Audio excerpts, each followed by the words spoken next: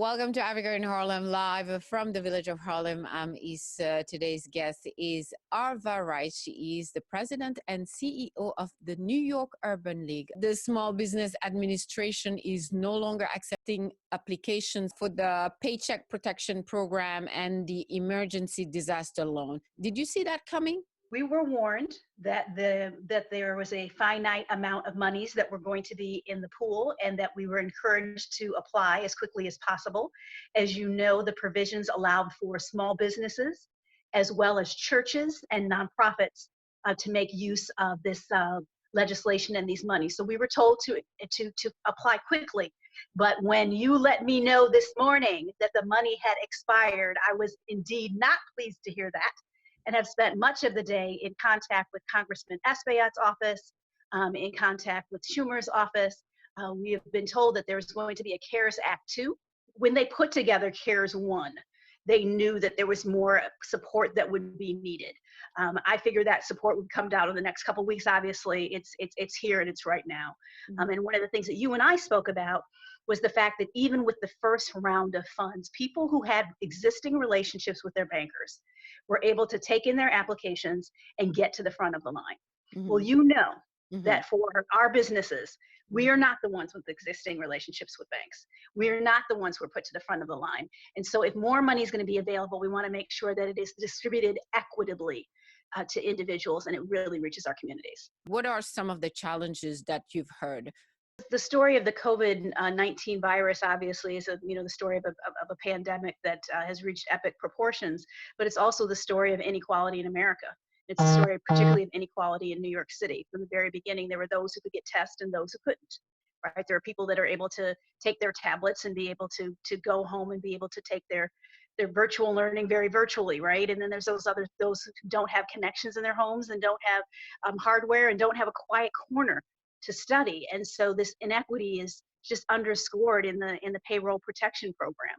The fact that there were individuals who were able to, as I mentioned, scurry to the front of the line where the rest of us are told that the monies are gone.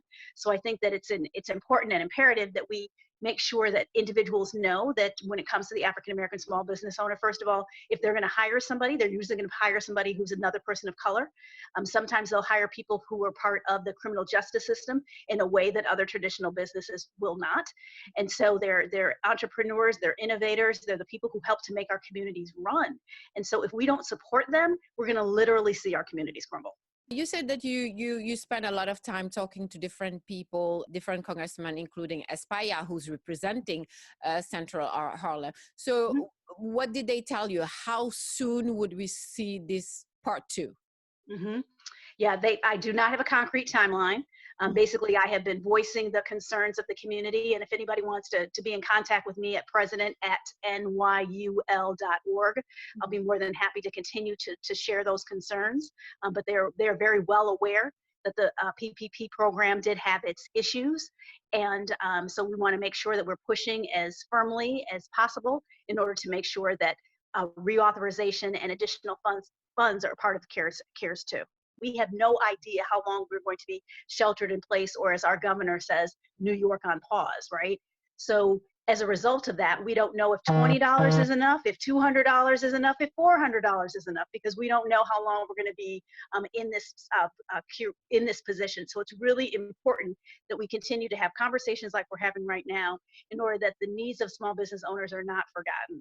The Small Business Services with Commissioner Greg Bishop put a fund in place as well in order to support the small businesses. It's closed because they've already spent all the funds from it already, right? So at the time, I'm sure that they thought that they were building an infrastructure to really support small businesses. But the fact is that there is more that needs to take place. We need to continue this conversation. We need to continue to beat the drum.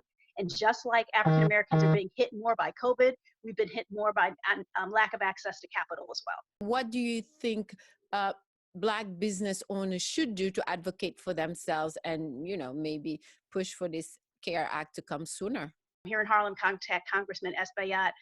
Make sure you reach out at the state level reach out to Brian Benjamin, reach out to Inez Dinkins, make sure that they're aware. Inez has been a small business owner. She is the biggest champion of small business owners. And so she understands this. And we want to make sure that there's somebody who's specifically carrying the water on this and making sure that there are programs that are put in place, like I said, in order to support small businesses. Small business owners may feel like it's, it's just them, it's just their barber shop, it's just their food store. But the fact is like I said, they are the fiber of our communities, and we have to make sure that they're supported. As I mentioned, I can be reached at president@nyul.org. We'll be doing a town hall discussion. We had one last week, Thursday.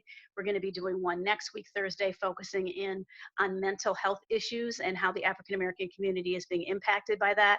And then in 2 weeks, we'll have one that's specifically focused on small business owners. So please look at our website at nyul.org to find out more about our upcoming programs.